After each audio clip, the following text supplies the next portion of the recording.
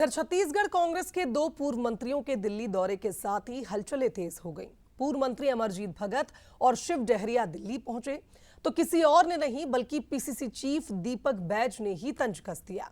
आखिर कांग्रेस के भीतर की हलचलें, इसके पीछे वजह क्या है और पूर्व मंत्रियों के दिल्ली दौरे के क्या मायने हैं, इस रिपोर्ट में देखिए। कोई काम यहाँ नहीं है तो दिल्ली जा सकते हैं, उसे कोई मना तो नहीं किया।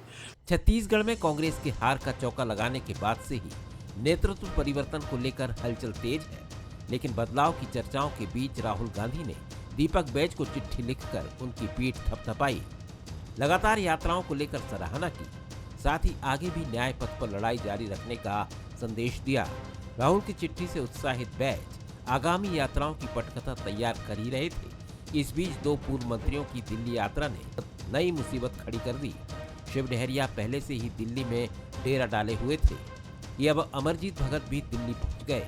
इसे लेकर बैज ने तंज कसते हुए कहा कि कुछ नेताओं ने दिल्ली जाना रूटीन का काम बना लिया है। अब देखिए कौन दिल्ली जा रहा है, कौन दिल्ली नहीं जा रहा है। अब तो दिल्ली जाना बहुत सारे नेताओं का रूटीन काम रहता है। अगर कोई काम यहाँ नहीं है तो दिल्ली जा सकते हैं, उसे कोई मना तो नहीं किया। दरअसल इन यात्राओं के केंद्र में प्रदेश अध्यक्ष और एक कार्यकारी अध्यक्ष पद की दावेदारी है। माना जा रहा है कि दोनों नेता इन पदों की रेस में शामिल हैं, इसलिए अपने पक्ष में लॉबिंग करने दिल्ली के लिए दौड़ लगा रहे हैं। वहीं बीजेपी सांसद बृजमोहन अग्रवाल ने इस सियासी उठापटक को बैलगाड़ी से जोड़ते हुए तंज कस दिया।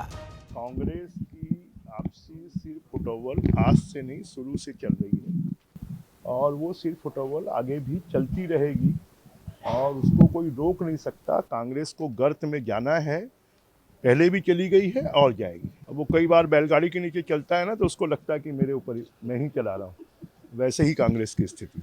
छत्तीसगढ़ कांग्रेस में लंबे समय से दीपक बैज की विदाई और टीएस सिंहदेव की ताजपोशी की अटकलें हैं। अब राहुल गांधी के लेटर के बाद समीकरण बदलते दिखे तो पद की चाह रखने वाले नेताओं की धड़कनें भी बढ़ी। अब देखना होगा कि पद की होड़ में दिल्ली की दौड़ कितनी काम आती है। शिखर देवांगन, बंसल न्यूज, रायपुर।